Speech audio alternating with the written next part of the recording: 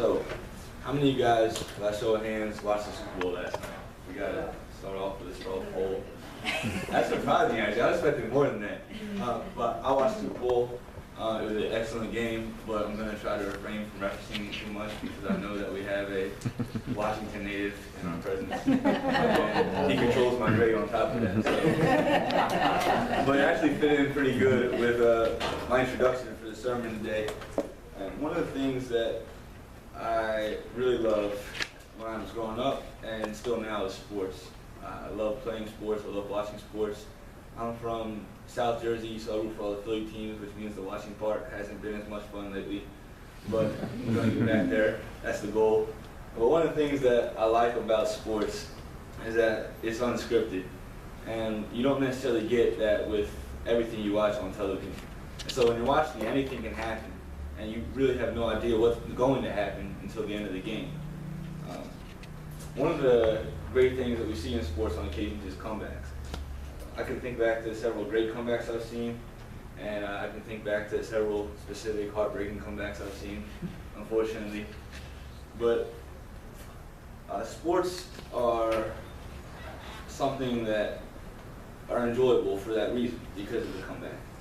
And in every comeback, you have what I would refer to as a game-changing moment. And yesterday was Butler's interception. Only about half of the class gets that reference. But yesterday was Butler's interception. But yeah, every comeback has a game-changing moment, it has a game changer. And what I want to talk to you about today is that topic of game-changing moments, specifically through the lens of the life of Mordecai. So you can turn in your Bible to the book of Esther if you want to follow along. We don't really know a whole lot about Mordecai outside the book of Esther. And even what's included in the book of Esther is a very small snippet of his life. But what we do have is a man who is highly influential in Jewish history and in the Old Testament, because of the fact that he's partly involved in saving the entire Jewish race.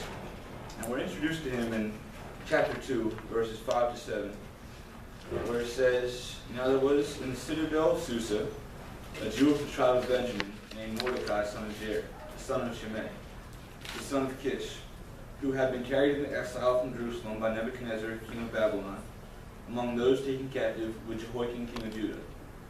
Mordecai had a cousin named Hadassah, whom he had brought up because he had neither father nor mother. This young woman, who was also known as Esther, had a lovely figure and was beautiful. Mordecai had taken her as his own daughter when her father and mother died." Whether or not the verse in verse 6 is referring to Mordecai or to his grandfather Kish when it says that he was taken into exile is debated. So we can't say for sure that Mordecai was taken into exile himself, but regardless of that, he would have grown up, for the most part, in exile. And even if it had been his grandfather and not him, there still would have been a jarring effect on his life that was resulting from the exile. And if you think back to the Trail of Tears in our own nation's history, we have the most similar event that I could think of from a more modern context. Or even now, if you go to Oklahoma and you see some of the locations where Cherokee Indians were displaced, you can still see the effects of that. And it would be even more so if you're in a situation like Mordecai would have been, where you grow up among people who actually experienced the event firsthand.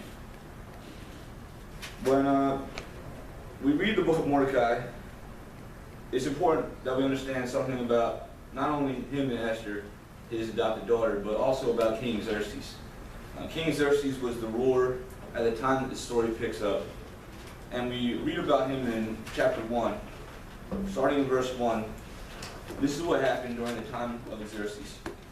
The Xerxes who ruled over 127 provinces, stretching from India to Kush. At that time, King Xerxes reigned from his royal throne in the citadel of Susa.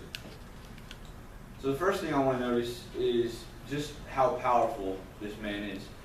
We don't have any framework really for Kush, but according to ancient geographical locations, that would have been right around where the Upper Nile is.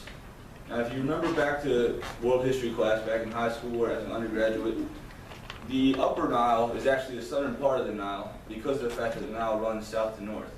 And so Kush, we would have been looking at somewhere around Sudan. So we're talking all the way from India to about modern-day Sudan. It's a massive area that this man controls. Also, it's important to take note that it says he reigns from the royal throne in the citadel of Susa. That's very important because if you look back at the passage we just read about Mordecai, Mordecai also lived in the citadel of Susa. There's enough references in the book itself that it's safe to say Mordecai is probably a gatekeeper at the citadel, which is just a fancy word for a palace or a castle. And even though Mordecai was a gatekeeper, we shouldn't necessarily assume that he knew the king well. If you think about modern politics, Barack Obama has a ton of people in Washington that are on the lower end of the political scene. He really doesn't interact with a whole lot because there's just so many people. And this particular situation, that would have probably been even more so for a couple of reasons. First of all, culturally, there was a much bigger distance in power from the powerful and the powerless. You see that later on in the story when we see that the king's wife can't even come before him. And so, just for that reason alone, there would have been a difference. Also, we got the fact that there's no modern technology, and this man runs an empire. So he's not hanging out in Kush all the time. In history, we know from one of the Greek historians who has become a little bit more famous that he particularly led some military conquests against Greece, which would not have been a quick trip. You couldn't have just hopped into a plane and dropped some bombs on Greece. You have to march over there. And the whole time you're gone, you can't call back home either. So we read about this really the first account where we get a glimpse into the life of King Xerxes, and picking back up in verse 2. At that time, King Xerxes reigned from his royal throne in the citadel of Susa. In the 3rd year of his reign, he gave a banquet for all his nobles and officials. Military leaders of Persia and Media, the princes and the nobles of the provinces were present. For a full 180 days, he displayed the vast wealth of his kingdom and the splendor and glory of his majesty. When these days were over, the king gave a banquet lasting 7 days in the enclosed garden of the king's palace for all the people from the least to the greatest who were in the citadel of Susa. And skimming down to verse 8. By the king's command, each guest was allowed to drink with no restrictions. The king instructed all the wine stewards to serve each man what he wished. Queen Vashti also gave a banquet for the women in the royal palace of King Xerxes. On the 7th day, when King Xerxes was in high spirits from wine, he commanded the 7 eunuchs who served him, Mehuman, Biztha, Harbona, Bigtha, Abagtha, Zethar, and Carcass, to bring him Queen Vashti, wearing her royal crown in order to display her beauty to the people and nobles, for she was lovely to look at. But when the attendants delivered the king's command, Queen Vashti refused to come. Then the king became furious and burned with anger. So really the first picture we see of King Xerxes is the way in which he interacts with his wife. What exactly is taking place here is debated among scholars. Some people would say that he's trying to make Queen Vashti come out naked. Some people say he's not. But whatever the case, it was definitely a degrading thing. We can tell by the fact that she doesn't want to come. And so King Xerxes probably wasn't the best husband in the world. That's the first thing that we learn about him right off the bat. And he doesn't take too well to Vashti not coming either. He divorces her and then sends out a proclamation to his entire empire, which would have been pretty extensive, just to let everybody know that he divorced her. So he's not an especially godly man, and especially when it comes to his relationship with women. And it's not the type of person that you particularly want your daughter to be with. But that's the situation that Mordecai is about to find himself in. Right in chapter 2, we read that after a little while of not having Queen Vashti around, he gets tired of being single. And he decides that he wants another wife. In reality, he may not necessarily have been single, because kings in this time period obviously had a lot of concubines. But at the same time, he wanted to have another wife. And so he gets all his attendants together, they start talking, and they come up with this plan. Let's go find the most beautiful virgins we can all throughout the empire, and we're going to go, we'll forcibly make them come here and have sex with you, and then whichever one you like having sex with the best can be your wife. Again, not the most godly man and not a guy you want your daughter with. But Esther ends up being one of the people that gets taken in this process. And we read about that in chapter 2, starting in verse 8. When the king's order and edict had been proclaimed, many young women were brought to the citadel of Susa and put under the care of Haggai. Esther was also taken to the king's palace and entrusted to Haggai, who had charge of the harem. And skipping down to verse 10, Esther had not revealed her nationality and family background, because Mordecai had forbidden her to do so. Every day he walked back and forth near the courtyard of the harem to find out how Esther was and what was happening to her. So Mordecai was very worried about Esther. We see that because of the fact that he's coming every day to check on her. And there's also a hint in this passage that there might have been a little bit of racism in play as well. Xerxes' interactions with the Jews up to this point are not recorded, so we don't know for sure if that's the case. But there was something there that made Mordecai afraid of what could happen to Esther if people found out that she was Jewish. And obviously we know that later in the story, King Xerxes is going to do something that could potentially have all the Jews killed. So between those two things going on, it's safe to say that he probably wasn't the most friendly toward the Jewish people. So between the fact that Mordecai is a Jew and Mordecai's daughter was taken by this guy, he doesn't really have a whole lot to like him about right now. And you wouldn't expect him to be a hero for King Xerxes, but that's exactly what's going to happen, and very quickly. And it's really a plot twist in the story. If you're reading it for the first time, you wouldn't expect this to happen. We read in chapter 2, verse 21, during the time Mordecai was sitting at the king's gate, Bigthana and Teresh, two of the king's officers who guarded the doorway, became angry and conspired to assassinate King Xerxes. When Mordecai found out about the plot and told Queen Esther, who in turn reported it to the king, giving credit to Mordecai. And when the report was investigated and found to be true, 2 officials were impaled on poles. All this was recorded in the book of the annals in the presence of the king. After these events, King Xerxes honored Haman, son of Hammedatha, the Agagite, elevating him and giving him a seat of honor, higher than that of all the other nobles. All the royal officials at the king's gate knelt down and paid honor to Haman. How many of you guys have ever felt shafted? We know one person at least who has felt shafted at some point.